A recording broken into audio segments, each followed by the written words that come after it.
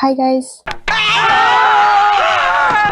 நான் தான் கவி. பயப்படாதீங்க, புதுசாக ஹேர் கட் பண்ணியிருக்கேன்ல, அதான் கேமரா முன்னாடி வந்து அது எப்படி இருக்குன்னு பார்த்துட்டு இருக்கேன். இந்த ஹேர் கட் பற்றி ஒரு மினி விளாக் போட்டிருக்கேன், அது வேணும் டிஸ்கிரிப்ஷனில் கொடுக்குறேன், அங்கே போய் செக் பண்ணி பாருங்க.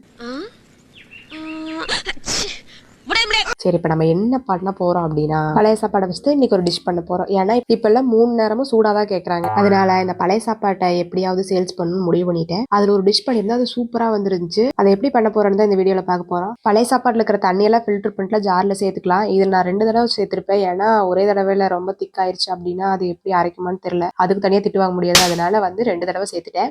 கொஞ்சம் குறைன்னு அரைச்சிக்கோங்க, ரொம்ப கொலன்னு அரைக்க வேண்டாம். இது கூட மீடியம் சைஸ் பெரிய வெங்காயம் 2 பச்சை மிளகாய் எடுத்திருக்கேன், கருவேப்பிலை கொஞ்சம், இது எல்லாத்தையுமே கட் பண்ணி வச்சுக்கலாம். இப்போ அரைச்ச சாப்பாட்டுல கொஞ்சமா சீரகம், கொஞ்சம் பெருங்காயம் போட்டுட்டு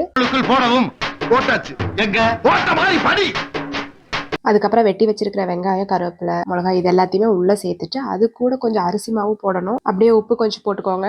இதே ரொம்ப திக்கா இல்லாம கொஞ்சம் சாஃப்டா இருக்கிற மாதிரியே பிணைஞ்சுக்கலாம். பயப்படாதீங்க, இது நான் கண்டுபிடிச்ச டிஷ் கிடையவே கிடையாது. யூடியூப் பார்த்தா நானும் செய்யறேன். அது மட்டும் இல்ல, இது சூப்பரா வந்திருக்கு, சாப்பிடவும் செமையா இருந்துச்சு. அதனாலதான் உங்களுக்கு ஃபுல் வீடியோவா போட்டிருக்கேன். சரி, இப்ப டிஷ்க்கு வந்துடலாம். நம்ம பிணைஞ்சு வச்சுக்கிற மிக்ஸ் எடுத்து சின்ன பால்ஸ் மாதிரி அல்லது மெதுவடை மாதிரி கூட போடலான்னு சொன்னாங்க. நானும் குட்டி குட்டி பால்ஸ் போட்டேன், ஆனா எனக்கு வரவே இல்லை, எல்லாம் ஒன்னோட ஒண்ணு போய் ஒட்டிருச்சு. கரண்டி வச்சு பிரிச்சு உள்ளானா கரண்டிலேயே ஒட்டிருச்சு. சரி, இது சரி போட்டு வராதுன்னு எனக்கு தெரிஞ்சிருச்சு. இந்த எண்ணெய் விஷயம் சேர்த்து தெரிஞ்சதுன்னா அதுக்கு எவ்வளவு பெரிய பிரச்சனை ஆகும்னே தெரியல. அப்படியே இதுல கொஞ்சம் அறிவை யூஸ் பண்ணி கொஞ்சம் கடலை மாவு போட்டு போட்டேன்.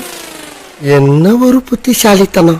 ஆனா அதுக்கப்புறம் போட்ட எதுலுமே ஒண்ணுக்கு ஒண்ணு ஒட்டல. சூப்பரா இருந்துச்சு. வெளியே மொறுமொறுன்னு, உள்ள சாப்பிட்டா செமையா இருந்துச்சு. நான் கொஞ்சம் கூட எதிர்பார்க்கல. அன்னைக்கு காலையில லெமன் சாப்பாடு தான் வச்சிருந்தேன். அது கூட இதை வச்சு சாப்பிட்றதுக்கு சூப்பரா இருந்துச்சு. இதை வந்து ஈவினிங் ஸ்நாக்ஸாவும் சாப்பிடலாம். இந்த மாதிரி ஏதாவது வெரைட்டி ரைஸ் செஞ்சோம்னா அது சைட் டிஷ்ஷா கூட ஏதாவது செஞ்சுக்கலாம். இது மாதிரி உங்களுக்கு ரியாக்ஷன்லேயே தெரிஞ்சிருக்கும். உண்மையா சூப்பரா இருந்துச்சு. இந்த வாய்ஸ் ஓவர் எப்படி இருந்துச்சுன்னு சொல்லுங்க. ஃபர்ஸ்ட் டைம் ஃபுல் வீடியோக்கு வாய்ஸ் ஓவர் கொடுக்குறேன். எனக்கு ரொம்பவுமே கஷ்டமா இருந்துச்சு. அப்படி கட் பண்ணி தான் ஆட் பண்ணிருக்கேன். எப்படி இருந்துச்சுன்னு சொல்லி கமெண்ட்ல சொல்லுங்க. அப்புறம் இந்த டிஷ்ஷை மட்டும் விட்டுறாதீங்க, கண்டிப்பா செஞ்சு பாருங்க. Okay guys, by.